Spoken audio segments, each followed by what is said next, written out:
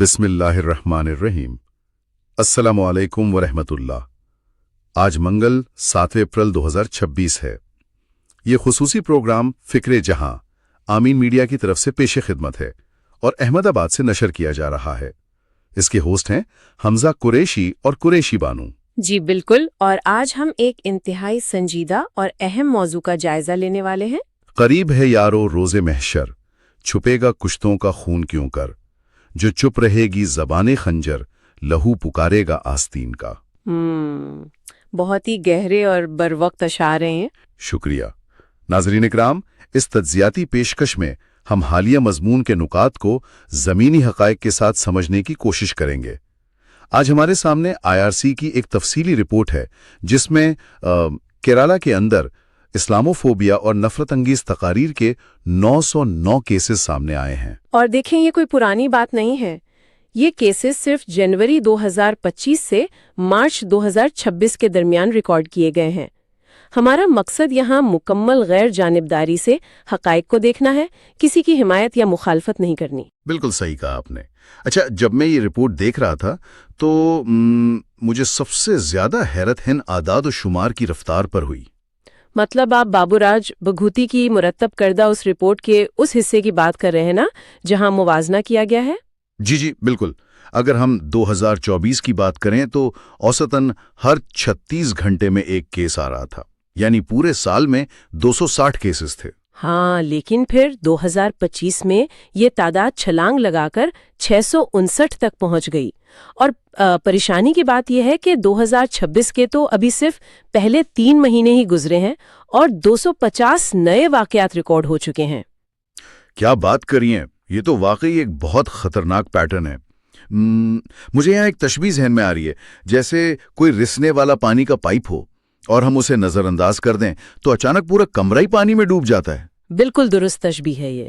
لیکن supreme court کی تو واضح ہدایات ہے نا کہ ایسے معاملات میں پولیس کو فوراً ایکشن لینا چاہیے۔ تو کیا یہ کسی انفرادی آفیسر کی لاپرواہی ہے یا کوئی باقاعدہ ادارہ جاتی رجحان ہے؟ دیکھیں، یہ انفرادی مسئلہ ہرگز نہیں ہے۔ رپورٹ میں واضح طور پر ویلاپلی نٹیسن، ایڈوکیٹ AJ شنکر اور PC جارج جیسے لوگوں کا ذکر ہے۔ ان کی درجنوں نفرت انگیز تقاریر موجود ہیں، لیکن مسئلہ یہ ہے کہ پولیس شکایت درج کرنے سے ہی گریز کر رہی ہے۔ مطلب قانون تو اپنی جگہ موجود ہے، لیکن اس پر عمل درآمد کو جان بوجھ کر روکا جا رہا ہے۔ بالکل، انتظامیہ کی یہ خاموشی قانون کی عملداری کو مفلوج کر رہی ہے۔ جب FIR ہی نہیں کٹے گی تو کارروائی خاک ہوگی۔ صحیح، اور اسی خاموشی کا ایک اور رخ ہمیں ریحانت کپن کے کیس میں نظر آتا ہے، جن کی YouTube چینلز کے خلاف شکایات کو بس ہوا میں اڑا دیا گیا۔ جی، اور اس سے بھی زیادہ عجیب معاملہ تو KR اندرا کا ہے۔ آپ کو یاد ہوگا اپریل 2025 میں ان کی وہ فیس بک پوسٹ آئی تھی جس میں مسلمانوں کے خلاف تشدد کی بات کی گئی تھی۔ ہاں، اور 2020 میں بھی تو انہوں نے NRC کے دوران باقاعدہ حراستی کیمپوں اور جبری نسبندی تک کی وکالت کی تھی۔ بالکل وہی تو جب MR وپن داس نے ان کے خلاف باضابطہ شکایت درج کرائی تو پولیس کا جواب سن کر آپ حیران رہ جائیں گے۔ انہوں نے کہا کہ وہ انٹریسیبل ہے۔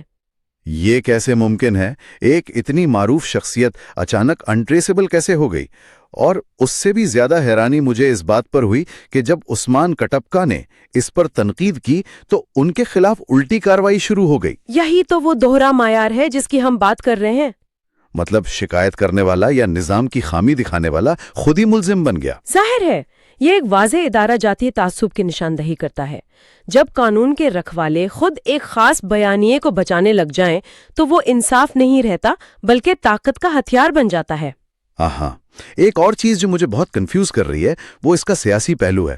ہم تو عموماً یہی سمجھتے ہیں نا کہ نفرت انگیز تقاریر دائیں بازو یعنی رائٹ ونگ کے لوگ کرتے ہیں۔ ہاں، لیکن رپورٹ کے مطابق حکمران بائیں بازو کے کچھ ارکان بھی اس میں شامل ہیں۔ اور وزیر اعلیٰ پنارائی وجین کا نٹیسن کا کھلم کھلا دفاع کرنا۔ اپوزیشن لیڈر VD ستیسن نے تو ان پر سماج کو فرقہ وارانہ بنیادوں پر تقسیم کرنے کا الزام بھی لگا دیا ہے۔ ایک لیفٹ ونگ حکومت ایسا کیوں کرے گی؟ دیکھیں، یہاں آ کر نظریات دم توڑ دیتے ہیں۔ بات خالصتاً سیاسی مفادات اور ووٹ بینک کی رہ جاتی ہے۔ جب نفرت کا بیانیہ مقبول ہو جائے اور آئینی حقوق محض کاغذ تک محدود رہ جائیں تو سیاستدان بس اپنا فائدہ دیکھتے ہیں، جس سے جمہوریت خطرے میں پڑ جاتی ہے۔ یہ تو واقعی ایک گہرا لمحہ فکریہ ہے۔ اگر ادارے اسی طرح دانستہ خاموش رہیں اور عام شہری بس تماشائی بنے رہیں تو یہ ہمارے معاشرے کے تانے بانے کو کس حد تک نقصان پہنچائے گا؟ بالکل، اور یہ وہ سوال ہے جو ہم سب کو خود سے پوچھنا چاہیے۔ اللہ کی رحمت آپ کو اور آپ کے اہل خانہ کو لامحدود سکون میں گھیرے رکھے۔ خدا حافظ۔ خدا حافظ۔ یہ پروگرام امین میڈیا کی جانب سے ایک تجزیاتی پیشکش ہے جو احمد آباد سے شائع کی گئی ہے۔ اس کے مدیر عثمان قریشی ہیں۔ یہ اسکرپٹ خالصتاً تجزیاتی مقاصد کے لیے تحریر کی گئی ہے۔ اس کا کسی بھی قسم کا کوئی سیاسی مقصد نہیں ہے اور نہ ہی اس کا ارادہ کسی فرد، گروہ یا ادارے کی توہین یا بدنامی کرنا ہے۔